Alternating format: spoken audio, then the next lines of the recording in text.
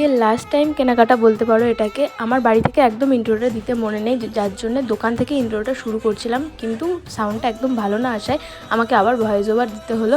যাই হোক, এখানে এখন বসে আছে, আর এখানেই আজকে কিনতে এসছে হচ্ছে ভাইয়ের পাঞ্জাবি, মানে ভাই বিয়েতে যে পাঞ্জাবিটা পরবে সেটা।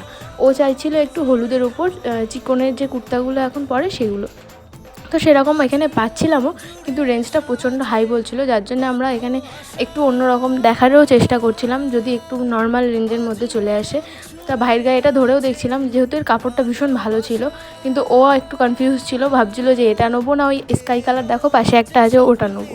তা আমিও দেখছিলাম, কিন্তু আমরা ঠিক করে পাচ্ছিলাম না, যার জন্য ও আবার একটু এসে আয়নায় ধরে ওই আকাশি কালারটা দেখছিল যে কোনটা ওর ভালো লাগে। কিন্তু ওই যেটা হয় না, প্রচুর জিনিসের মধ্যে একটু চুজ করাটা কনফিউজ হয়ে যায়। তো আমিও এখানে একটু ঢং করছিলাম, ওইদিকে ভাই পাঞ্জাবি পছন্দ করছিল। তারপর চলে এসেছিলাম তার পাশের একটা গোপালের দোকানে, সেখান থেকে জামা কাপড় কিনতে, কারণ গোপু সোনাদেরও জামা কাপড় দিতে হবে সেই জন্য। তারপর চলে গিয়েছিলাম বালিশ, কি বালিশ পাশ বালিশ দিতে হয় সেইগুলো তৈরি করতে দিয়ে গেলাম এখানে। তারপর গিয়েছিলাম ভাইয়ের জন্য আবার একটা শার্ট কিনতে, কিন্তু এখানে শার্টগুলো ভালো ছিল, কিন্তু ও চাইছিল যে কালারটা সেটা ছিল না, রয়্যাল ব্লু কালারটা না থাকায় নেইনি। চলে এসেছিলাম তারপরে ব্লাউজ কিনতে, একটা হোয়াইটের ওপর রেডে, যদি এটা বিদ্যুৎ দিন সকালে পরার কথা আছে, জানি না কি হবে। তারপর চলে এলাম ইমিটেশনের দোকানে আমার হাতের চূড় কিনতে। তো এই চূড়টা আমি আগের দিন পছন্দ করে গিয়েছিলাম, কিন্তু নেওয়া হয়নি, তো এই চূড়টা নিলাম।